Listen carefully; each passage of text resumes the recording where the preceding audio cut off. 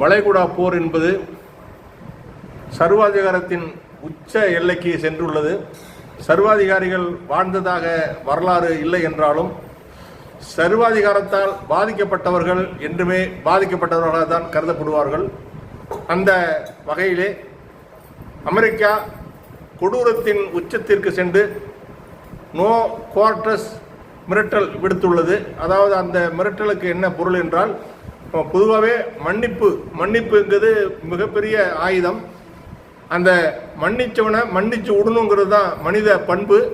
அந்த பண்புகளுக்கு மாறாக மன்னிப்பே இல்லை.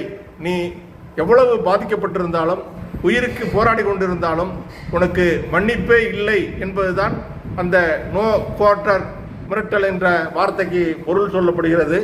அந்த வகையிலே உலக நாடுகள் அனைத்தும் அமெரிக்காவை எச்சரித்திருந்தாலும் அந்த உச்சபட்ச அதிகாரத்தில் இருக்கும், சர்வாதிகாரத்தின் உச்சத்தில் இருக்கும் அந்த ட்ரம்ப் அவர்கள் அதை உணரவில்லை. ஈரான் இதற்கு கடும் எதிர்ப்பை தெரிவித்துள்ளது. ஏனோ வேறு மற்றும் உள்ள உலக நாடுகள், பெரிய நாடுகளாக கருதப்படுகிற ரஷ்யா, சீனா, இந்தியா போன்ற நாடுகள் இதில் மௌனம் காக்கின்றன. கடுமையான அமெரிக்காவிற்கு கடுமையான கண்டனத்தையோ இஸ்ரேலுக்கு கடுமையான கண்டனத்தையோ தெரிவிக்கவில்லை.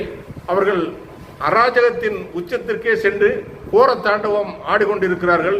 மன்னிப்பு என்பது மிகப்பெரிய வார்த்தை. இந்த கிறித்துவ மதசார்பற்ற நாடாக இருந்தாலும் அமெரிக்காவை பொறுத்தவரை கிறித்துவ நாடாக தான் கருதப்படுகிறது. சமத்துவத்தையும் சமாதானத்தையும் போதிக்கும் இயேசு கிறித்துவத்தை கடைபிடிக்கும் அந்த நாடு இந்த கோர தாண்டவத்தின் உச்சத்துக்கு சென்றுள்ளதை அந்த தலைமை கண்டிக்கவில்லை. மத தலைமை கண்டித்ததா என்று எனக்கு தெரியவில்லை. இது போன்ற கொடூரங்கள் ஒழிக்கப்பட வேண்டும் என்பதுதான் என்னுடைய வேண்டுகோள்.